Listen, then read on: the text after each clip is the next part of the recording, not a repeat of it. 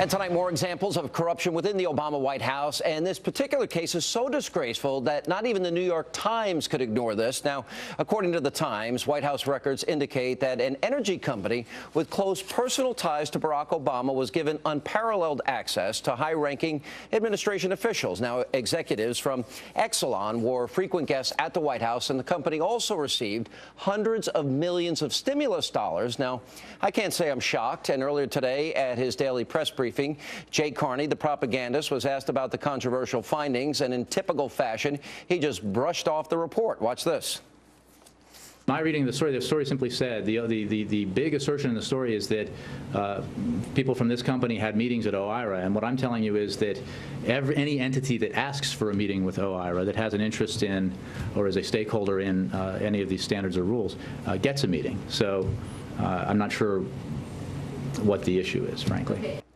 And joining me now to explain exactly what the issue is and how the key Obama players fit into all this mess, we have the co-host of The Five, Eric Bolling, Fox News political analyst Angela McGlowan. All right. By the way, I understand that Karl Rove's jealous that you got a bigger whiteboard than he likes the board.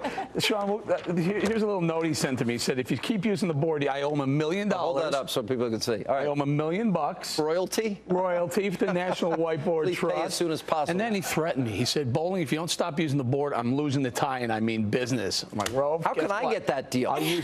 I'll still use the board. All right. What do you, all right. So let's talk about the crony socialism that's going on with this. This is dirty crony politics. Ready? Here we go. President Obama, Exelon. Exelon received $646 million from the Treasury. It's in the form of a loan. Yes. Nice financing on the loan, a sweetheart deal. They also got $200 million from a stimulus grant. They don't have to pay that back. Here's the problem. Rahm Emanuel was an investment banker on an Exelon deal in 2000. He was also chief of staff. David Axelrod, senior advisor to the White House, also a lobbyist and advisor to Exelon. How about this one? John Rogers was on the board of Exelon, also is one of the biggest bundlers President Obama has had straight through. 500,000 one cycle, another 600,000 in another cycle, Ange, over $1 million. Yes. And then Mr. Rowe here was a CEO of Exelon, was also granted access to the White House 8 times in the period where they're deciding about these loans, bragged about having access to the White House. In fact, the White House knows him by his first name. So similar to Solyndra. Big bundlers. Same thing. They get access the week before they get their money. Taxpayer money wasted. Remember, I guess we didn't have those shovel-ready jobs. And so tens and hundreds of millions of dollars poured down the drain. Goes deeper than that. When you had State Senator Obama, this company raised money for them. And then when he ran for the Senate, the company gave him $395,000 worth of donations. Employees of this company gave that. The Department of Justice also cleared a merger of a company with this company in Maryland, a $7.9 billion merger, went straight through. Let's go through this. So we have big bundlers, big donors to Obama. They get access. They get taxpayer money, stimulus money, and grants. And then the money keeps flowing back to Obama in terms of more donations. So it's a big circle. Big circle. And the companies are clearly getting sweetheart deals. There are companies that are trying to compete with Exelon, saying, we can't compete because we can't raise money the way you can. Give you another example. In Philadelphia, we just found out about President Obama and the White House trying to skew the regulations, the EPA regulations, to an oil refinery in Philly.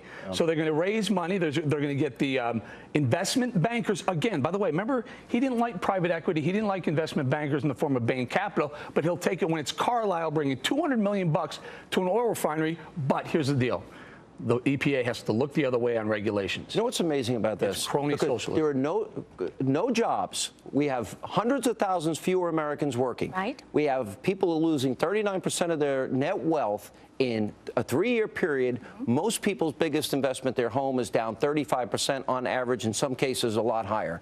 And here it is, a big issue, and all the Democrats want to talk about is skinny dipping and talk about an obscure congressman, you know, that says something stupid in Missouri and make that the campaign. And it's because promises made, promises broken. Remember when Canada Obama said that he was going to have transparency, he wasn't going to have lobbyists connected to his administration, he was going to stop the crony capitalism? Who's funding the DNC convention? They won't tell us. They won't tell us. But the bottom line is this: they keep deflecting and dividing, and what we need to do as conservatives, put it out there, Sean. And I'm proud that you're shedding light on this. I'm not getting surprised that the New York Times did an article on I'm not getting sucked into this. We'll deal with their sleaze and their slime and their vicious attacks and, you know, calling people murderers and saying Republicans are the E. coli party. I'll deal with that. But we'll also do the substance. Where's the rest of the media besides us in New York? Well, I'll tell you what's going to happen, Sean. Within days, maybe right at the kickoff of the RNC in Tampa, our debt, national debt's going to hit $16 trillion. $16 trillion. $5.2 trillion under President Obama. It's 2.5 times faster than President Bush was spending money, 8 times faster than President Clinton and President And in July Reagan. of 2008, Obama said, credit card, Bank of China, name of our kids, unpatriotic, irresponsible, and he said $9 trillion in debt. Right. So here we are, $16 trillion. And he's doing it a lot faster than any other Promises president. made, promises broken. We got to keep getting it out there. Guys, great job. Really good. By the way, I'll let you and Carl Rove fight it out the next time Carl is here. Fair enough. All